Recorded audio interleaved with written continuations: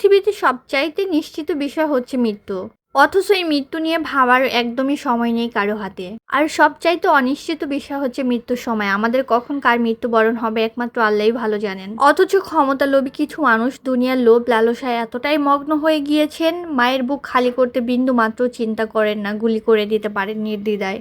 সেই সকল জালেমদের আল্লাহ নিশ্চয় কঠিন থেকে কঠিনতম শাস্তির ব্যবস্থা করবেন ইনশাআল্লাহ। এই শহরে এত কিছু হওয়ার পরেও কিন্তু আমরা জীবনযুদ্ধে থেমে নেই। প্রত্যেকটা মানুষই তার নিজ নিজ জায়গা থেকে ভালো থাকার চেষ্টা করছেন, প্রিয়জনদের ভালো রাখার আপ্রাণ চেষ্টা করে যাচ্ছেন।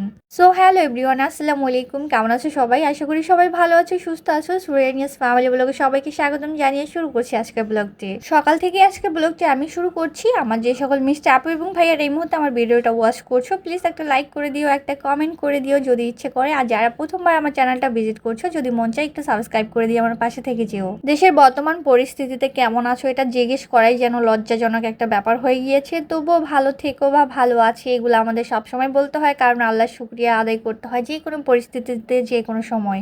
তো এনিওয়ে, সকালের নাস্তা দিয়ে কিন্তু ভিডিওটা শুরু করলাম। আমি চা বানিয়ে নিয়েছিলাম আর পরোটা কিন্তু বাইরে থেকে কিনে আনা হয়েছে, মানে ডিম পোচ এগুলা কিন্তু বাসায় করেছি। গতকালকে আমার আব্বু এসেছিল, তো আব্বু চলে যাবে এই জন্য ওই তো নাস্তা করছি, লেট হয়ে যাচ্ছিল, মানে বাসায় বানাবো যেহেতু গ্যাসের লাইনের সমস্যা, তো আর এই জন্য বানাইনি, বাইরে থেকে কিনে নিয়ে আসছি। আমার হাজব্যান্ড আব্বু আমরা সবাই একসঙ্গে মিলে নাস্তা করেছি। দেন হচ্ছে আমার আব্বু চলে গিয়েছে, আমার হাজব্যান্ডও বাজারে গিয়েছিল মাঝখানে, তো বাজার থেকে চলে আসছে আর বাজার থেকেই তো টুকটাক কিছু কেনাকাটাও করে নিয়ে আসছেন। এই ভিডিওটা হচ্ছে গতকালকের, মানে মঙ্গলবারের। আমার হাজব্যান্ড যেহেতু মার্কেট লাইনে আসেন, সো মঙ্গলবার দিন তো ওদের বন্ধ থাকে আর টুকটাক বাজার টাজার কিন্তু ওই দিনই করা হয়। তো আমি একটু ভিডিও করছিলাম আর আমার হেল্পিং হ্যান্ড যে আছে, যিনি আমাকে হেল্প করেন আমার কাজে টুকটাক, তো ওনাকে দিয়েই হচ্ছে আজকে মাছগুলো আমি কাটছিলাম। উনি কাটছিল আর আমি একটু দেখছিলাম, তো ভাবলাম একটুখানি ভিডিও করে নিই।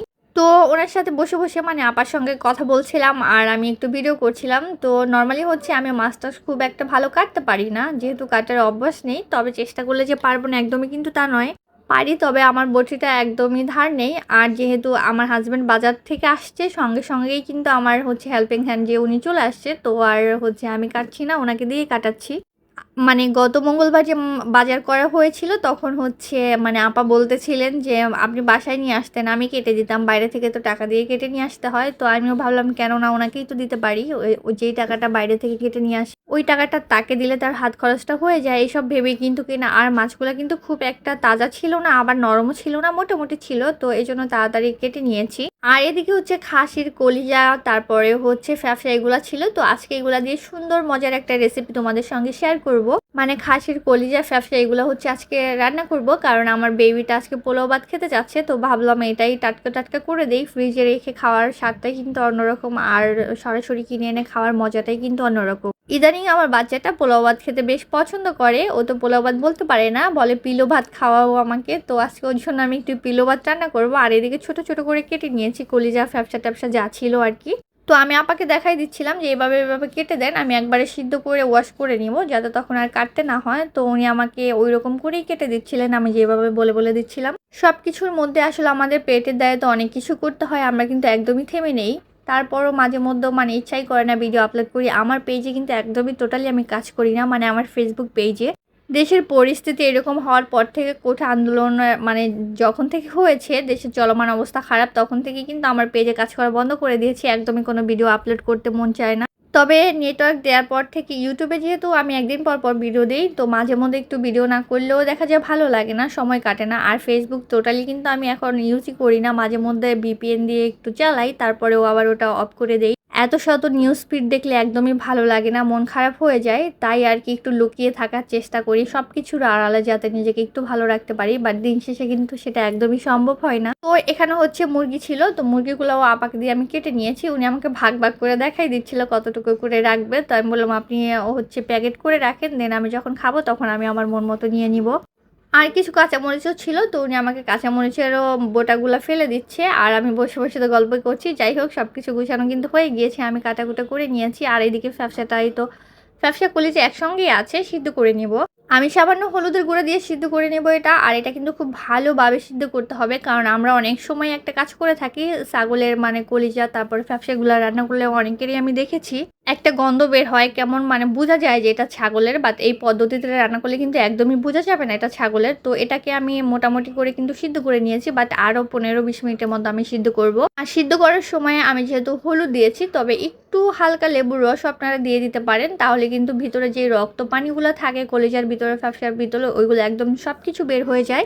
যদি ভালো করে আপনি এটা বের করে ফেলে দিতে পারেন, রান্নার পর আপনার একদমই মনে হবে না এটা ছাগলের নাকি গরুর খাচ্ছেন, একদমই বোঝা যাবে না। তো আমি তো কয়েকবার পানি পাল্টে পাল্টে ভালো করে ধুয়ে নিয়েছি। এখন হচ্ছে কলিজার উপরে যে একটা আবরণ থাকে ওটাকে হচ্ছে হাতের সাহায্যে এই তো এভাবে ফেলে দিব। তো আমি আরও একটা আপনাদেরকে করে দেখিয়ে দিচ্ছি। আমি সবগুলোই কিন্তু উপরে আবরণটা ফেলে দিব। এটা হচ্ছে কি আস্ত থাকতে করলে যেমন সুবিধা হয়, বাট আমি তো কেটে নিয়েছি, সমস্যা নেই, অল্প আছে, হয়ে যাবে তাড়াতাড়ি। তো আমি প্রত্যেকটা কলিজার এই আবরণটাই কিন্তু যেটা যেই অংশ আছে, বিশেষ করে এটা তো উপরের অংশ থাকে, যেইগুলো ভিতরের অংশ আছে ওইগুলো কিন্তু আর পড়বে না বা ওইগুলো ফেলতে হবে না। তো আমি ফেলে কিন্তু খুব ভালো করে ধুয়ে নিয়েছি। 5 থেকে 6 বার আমি পানি পাল্টে পাল্টে একদম যখন পরিষ্কার সাদা পানি বের হয়েছে তখনই কিন্তু এটাকে আমি মানে পানি ঝরা দিয়ে রেখেছি। তো এই তো এদিকে হচ্ছে আমি একটা লাউয়ের সবজি রান্না করব। আর এই সবজিটা একটু কচি লাউ দিয়ে রান্না করলেই কিন্তু ভালো লাগে খেতে। তো আজকে লাউটা মোটামুটি কচি ছিল, তো ভাবলাম যেহেতু টাটকা আছে লাউটা, তো একটু সবজি বানিয়ে ফেলি। তো এই তো রান্নাবান্না কিন্তু বসিয়ে দিয়েছি, আর আমি অফ ক্যামেরাতে হচ্ছে সবকিছু কাটাকুটা করে নিয়েছি। আমার ভিডিওর এই পর্যন্ত কোনো ভাইয়া বা আপু আছো কিনা আমি সত্যিই জানি না। যদি কেউ থেকে থাকো আর এই অংশটা দেখে থাকো, তোমাদের মন থেকে দোয়া করছি এবং অসংখ্য ধন্যবাদ জানাচ্ছি।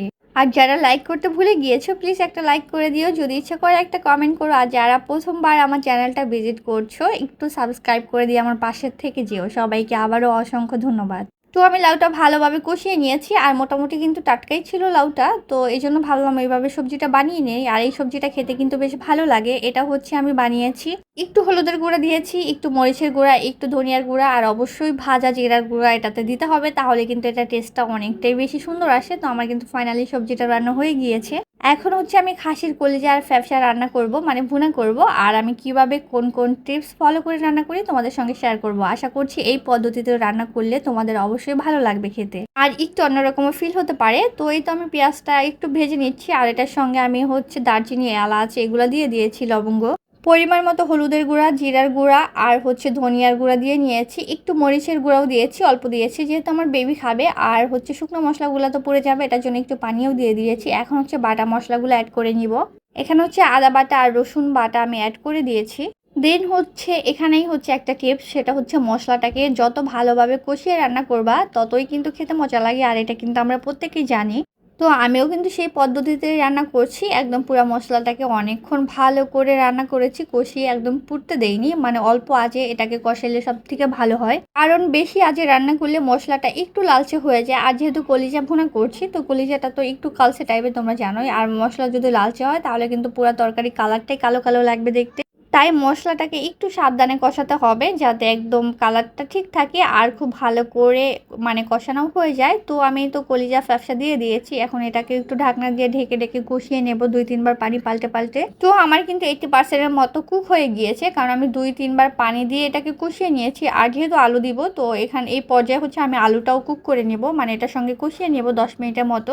একবারে পানি দিয়ে মানে এই খাবারটা না রান্না করে বারবার একটু একটু করে পানি দিয়ে কষিয়ে রান্না করলে কিন্তু এটার যেই মানে একটা স্মেল থাকে ছাগলের কলিজার মানে ফ্যাপসার, আমরা সবাই জানি ওই স্মেলটা একদমই পাওয়া যায় না। তো এই টিপস ফলো করে রান্না করলে তোমাদের কিন্তু ভালো লাগবে। আর যদি এখানে 2-1 ফোঁটা লেবু রস দিয়ে দিতে পারো, যেহেতু আমি প্রথম সিদ্ধ করার সময় দিয়েছি তাই আর দেইনি, তো তাহলে কিন্তু একদমই মানে কি বলবো বোঝাই যাবে না এটা ছাগলের কলিজা বা ফ্যাপসা রান্না করছো। তো আমার কিন্তু রান্না হয়ে গিয়েছে, আর এদিকে কিন্তু পোলাও রান্না করব। তো চালটা আমি ভেজে নিচ্ছি। ভাবলাম যেহেতু বাবু খেতে চেয়েছে, মানে আমার বেবিটা খেতে চেয়েছে, তো ওর জন্য একা রান্না না করে একটু বেশি করে করি যাতে আমরাও খেতে পারি। আর এখানে আমি যতটুকু পানি মানে চাল নিয়েছি তার ডাবল পানি নিয়েছি, মানে 1 কাপ পানি কম নিয়েছি। আর এখানে 1 কাপের মতো আমি হচ্ছে গরম করা একদম ঘন করা দুধ মিশিয়েছি। এই জন্য কিন্তু আমি পানির পরিমাণ 1 কাপ কম দিয়েছি, কারণ আমি দুধ দিব এটা মানে আগে থেকেই তো আমি জানতাম আমি দিব, এটার জন্য কম দিয়েছি। কারণ এখানে বেশি হলে কিন্তু পোলাওটা একদম লেটকা লেটকা হয়ে যাবে, আর ভাতটা জর্জরা না হলে কিন্তু খেতে একদমই ভালো লাগবে না। তো আমার পোলাওটা কিন্তু রান্না হয়ে গিয়েছে, আর একটুখানি আঁচ বাড়ানো ছিল, মানে নিজেদের একটু লালচে হয়ে গিয়েছিল, বাট কোনো ব্যাপার না, একটু ঘি উপরে দিয়ে আমি পরিবেশন করব। তো খাবার দাবার সব রেডি করে কিন্তু আমি রান্নাঘরের কাজগুলো গুছিয়ে নিয়েছি। আর দেখো আমার লাউয়ের সবজিটা কিন্তু দারুণ হয়েছে খেতে, আর এইদিকে কলিজা ভুনাটাও একদম অসাধারণ হয়েছে। মানে আমি আমার জন্য বলছি না, আসলে এইভাবে রান্না করে তোমরা একটু টিপস ফলো করে রান্না করে দেখো, এটা কিন্তু খেতে বেশ ভালো লাগে। আর এদিকে কিন্তু আমার পোলাওটাও পারফেক্ট হয়েছে। তো এখন হচ্ছে আমার বেবিকে খাইয়ে দিবে আমার হাজব্যান্ড, যেহেতু মঙ্গলবার ও বাসায় আছে। তো ওকে বললাম তুমি বাবুকে খাইয়ে দাও, আমি গোসল করে আসি। তো গোসল করে আসছে, আমার হাজব্যান্ড কিন্তু আমার চুল শুকিয়ে দিচ্ছে। ও কিন্তু প্রায় প্রায় এই কাজটা করে থাকে, যখন বাসায় থাকে আমার চুল ওই শুকিয়ে দেয়। তো ওই তো মোটামুটি ড্রাই করা হয়ে গিয়েছে আমার চুল। আর এদিকে হচ্ছে আমরা দুষ্টুমি করতেছিলাম, কারণ অনেক ক্ষুধাও লেগেছে, খেতে হবে। আর চুল কিন্তু ভেজা থাকলে আমার হচ্ছে একটু মাথা ব্যথার প্রবলেম হয়ে যায়, তাই চুলটা শুকিয়ে নিয়েছি। খেতেও কিন্তু বসে গিয়েছি। আর আমার হচ্ছে বেবিটা শুয়ে আছে, মানে রেস্ট নিচ্ছে। অবশ্য কার্টুন দেখতেছে, রেস্ট নিচ্ছে না, আমি জানি খুব ভালো করেই। তো দুপুরে খাওয়া দাওয়ার পরে কিন্তু বিকেল টাইমটা আমার হাজব্যান্ড বাইরে গিয়েছে। তো আমিও ভাবলাম আমি একটু সেলাই করি। অবসর টাইমগুলোতে একটু কাঁথা সেলাই করি, বিশেষ করে এই কাঁথাটা অনেক আগেই বানিয়েছিলাম, বাট সেলাই করা হয়নি। তো কোঠা আন্দোলনের মধ্যে যে গ্যাপটা ছিল, নেটের সব বন্ধ ছিল, তো ওই অবসর সময়টা কিন্তু আমি এটা সেলাই করেই কাটিয়েছি। মোটামুটি একটুখানি সেলাই করেছি, বাকিটা কিন্তু আমি আগেই এঁকে নিয়েছিলাম অর্ধেক অর্ধেক করে। তো কাঁথাটা কিন্তু অনেক আগেই বানানো, যেটা বললাম, বাট সেলাই করার মতো একদমই সময় পাইনি, সেই রেখে দিয়েছি। তো রেখে দিয়েছিলাম, তো ভাবলাম এখন যেহেতু মোবাইল নেই, ইন্টারনেট নেই, এই সময়টা আমি এই কাঁথাটা সেলাই করেই কাটিয়ে দিব। এটার জন্যই কিন্তু বেসিক্যালি কাঁথাটা বের করেছিলাম। আর নেক্সটটা একটু দেখিয়ে দিচ্ছি, মানে কোনো সুতা গিট দেয়নি, যেহেতু এটা ভিতর সাইডে থাকবে। আর সুতাটাকে আমি কিভাবে ফোল্ড করেছি সেটাও তোমাদের সঙ্গে দেখিয়ে দিব। তো আমি যখন সুতাটা কাটি তখন দুইটা কাপড়ের মাঝখানে যে জায়গাটা, ওই অংশটাতে কিন্তু ওই সুতার অবস্থানটা নিয়ে যাই, যাতে নিচটা মানে দেখা না যায়। তো ভিতর থেকে একটু ফোল্ড করে ওইভাবে কেটে নিই। তোমাদের একটুখানি দেখিয়ে দিচ্ছি আমি কিভাবে কাটিয়ে। তো দেখো ভিতরে যে অংশটা, ওটার মধ্যে কিন্তু সুইটা রয়েছে, মানে যে বড় সুতাটা ওটা কিন্তু ভিতরের অংশতেই থাকবে, তাহলে আর দেখা যাবে না। যাতে এক্সট্রা সুতাটা মানে এপাশ ওপাশ কোনো পাশ থেকে দেখা না যায়, ভিতরের অংশ থাকে। তো এই তো সেলাই করছিলাম বিকালবেলা। আর আমার হাজব্যান্ড তো বাইরে গিয়েছে, যেটা বললাম। তো একটু চাও খাবো এখন, কারণ ওরা আসতে দেরি হবে, আমাকে বলে গিয়েছে তুমি চা খেয়ে নিও। তো এই জন্য হচ্ছে ভাবলাম বেবি তো ঘুমাচ্ছে, আমি একটু কাজ করি আর এদিকে চা খাই। আর কি করব, আসলে সময় কাটছিল না। চাইলে কিন্তু ফেসবুকে ঢুকতেই পারি ভিপিএন দিয়ে, বাট একদমই ঢুকতে ইচ্ছে করে না, কারণ খুব মন খারাপ হয় নিউজ ফিড দেখলে। আমাদের তো হাত পা এমনি বাঁধা, আমাদের আর কি বা করার আছে, কিছুই করতে পারবো না দোয়া করা ছাড়া। অবশ্যই দোয়া করি যে সকল ভাইরা ছোট ছোট বোনরা শহীদ হয়েছে, আল্লাহ যেন তাদের জান্নাত দান করেন। জুলুমকারীদের নিশ্চয়ই আল্লাহ শাস্তি দিবেন। তো এই তো কাঁথা সেলাই করছি, দেখো আমার কিন্তু একটা পাতা হয়ে গিয়েছে। আর এই কাজটা আমি যেভাবে করছি তোমাদের দেখিয়ে দিচ্ছি, সেম একইভাবে মাঝখানে পশম দিয়ে এটা নিয়ে আসতে হবে। আর এটা যখন করবে একদম হালকা হাতে করবে, যাতে সুতাটা মাঝখানে থাকে, মানে বাইরের পাশ থেকে দেখা না যায়। তো সামনের সেলাইটার পরে আমি একটু পিছন থেকে এটা উঠাবো, তাহলে কিন্তু আমার সুতাটা মানে একদম পুরা ফোল্ড হয়ে যাবে, মানে এখন কিন্তু আর ছুটবে না। তো আমি একদম উপর থেকে কেটে নিব, দেখো একদম গোড়া থেকে কেটে নিয়েছি, বাট এটা কিন্তু খুলবে না, যেহেতু ভিতরের অংশ আছে আর ফোল্ড করা আছে। তো ওই তো সন্ধ্যাবেলা, আর চুলার গ্যাসের এই অবস্থা, মানে সন্ধ্যায়ও এতটুকু আসছে। যাই হোক, চা বানানো হয়ে যাবে এটাতে আমার। তো লাইট অফ করা আছে, এটার জন্য আর ভিডিও করলাম না। কেন যেন মাঝে মাঝে বেশি আলো একদমই ভালো লাগে না, একটু অন্ধকারে থাকতেই ভালো লাগে। তো আমার কিন্তু চা বানানো হয়ে গিয়েছে। আজকে তেমন কিছু নাস্তা আয়োজন করছি না, হয়তো নিধির বাবা বাইরে থেকে ওর জন্য নাস্তা নিয়ে আসবে, কারণ ও যেহেতু ঘুমাচ্ছে। তো আমার জন্য চা বিস্কিটই যথেষ্ট, এটাই হচ্ছে এখন আমি সন্ধ্যাবেলা খেয়ে নিব। তো ঘরের টুকিটাকি অন্যান্য কাজ আছে, কাপড় টাপড় গুছানো, মোছা টোছা, এগুলা কিন্তু প্রতিনিয়ত থাকে। সবকিছু হয়তো বা ক্যামেরার সামনে মানে দেখানো হয় না। তো সন্ধ্যার নাস্তা খেয়ে আমি টুকটাক কাজ করছিলাম। আসলে বাবু ঘুমালে একদমই ভালো লাগে না, খুব একা একা লাগে, ঘরটা ফাঁকা লাগে। ম্যাচিং ম্যাচিং শু, তুমি কি করেছো খাটটা? নিধি,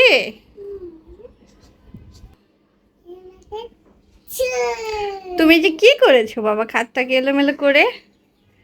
তুমি কি বাটারফ্লাই হয়েছো নাকি পরি হয়েছো? আচ্ছা এদিকে আসো, তোমার বাটারফ্লাই মা ঠিক করে দিই। দেখি পিছনে ঘোরো, এটা তো এইরকম থাকার কথা। তুমি কেন এতগুলো করে বাটারফ্লাই কিনো বাবা? টাকা শেষ হয়ে যায় না বাবার, বলো।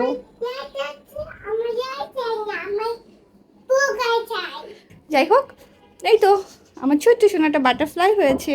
তোমার ভালো লাগছে? ও প্রজাপতি হয়েছে, তাই? কিন্তু আমার তো দারুণ লাগছে, আমার প্রিন্সেস প্রজাপতি হয়েছে।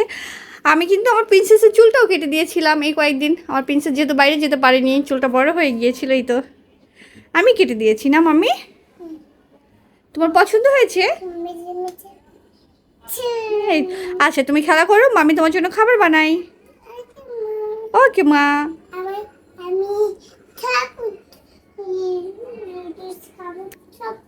নুডলস খাবে এখন? আচ্ছা ঠিক আছে, তুমি খেলা করো, হ্যাঁ, পরে আমি এসে এগুলো গুছিয়ে দিব। ওকে, কার্টুন দেখতে চাও? আচ্ছা ঠিক আছে, ওকে ওকে। এই হচ্ছে আমার বেডরুমের অবস্থা, মানে খেলে টেলে অবস্থা একদম খারাপ করে ফেলছে। তো আমি ওই জন্য নাস্তা বানাতে যাচ্ছিলাম, এর মধ্যে কিন্তু ওর বাবা চলে আসছে বার্গার নিয়ে। তো এখন আর নাস্তা বানাবো না, এটাই খাবে। তো আমার বেবিটা কিন্তু ভীষণ খুশি হয়েছে, ওর বাবার জন্য নাস্তা নিয়ে আসছে। আর এদিকে তো দেখাইলামই আমার বেডরুমের অবস্থা। তো যাই হোক, ও খাওয়া দাওয়া করুক, দেন হচ্ছে গুছাবো। আসলে একা থাকে তো আমার বেবিটা, তাই চাইলেও সবসময় গুছিয়ে রাখতে পারি না, আর আমি চেষ্টাও করি না, কারণ ও কোথায় বা যাবে। একা একা খেলুক ওর মন মতো করে। মাঝে মধ্যে বাচ্চাদের কিন্তু একদম নিজের মতো করে ছেড়ে দিতে হয়, যাতে ওদেরও একটু মানসিক শান্তি মানে পায় আর কি। আমি কোনটা খাবো? আমি বড়টা খাবো? তুমি খাবে না? এটা নাও। ছোটটা খাবে? ওকে। বিসমিল্লাহ। হ্যাঁ, মাশাল্লাহ, বিসমিল্লাহ বলেই খেতে হয়, তাই না মাম্মি?